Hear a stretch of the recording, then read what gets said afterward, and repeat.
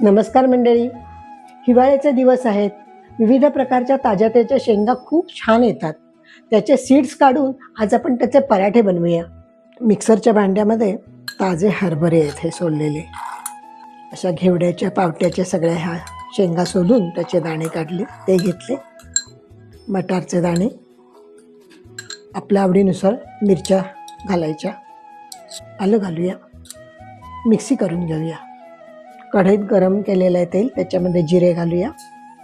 हे मिक्सी केलेले जे सगळे सीड्स आहेत ते सगळे घालूया. परतून घेऊया छानसे त्याने.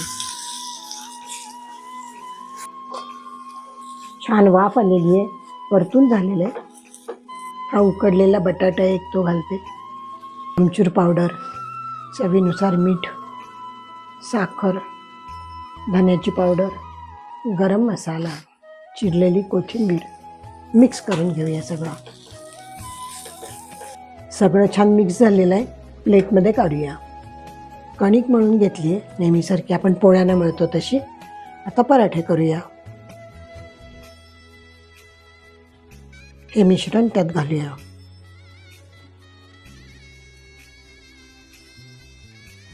पराठा लाटून घेऊया.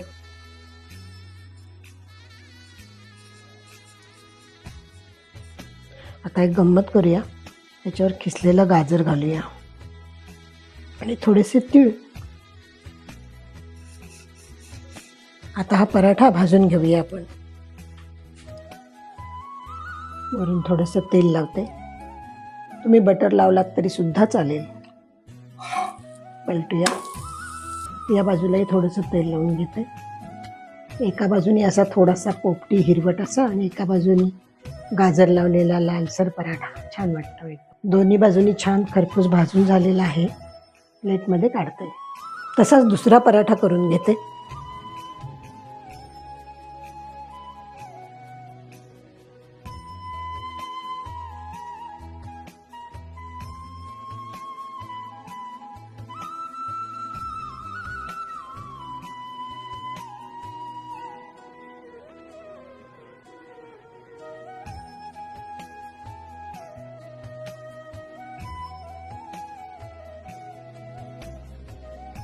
तर मंडळी, कशी वाटली ही पराठ्यांची रेसिपी?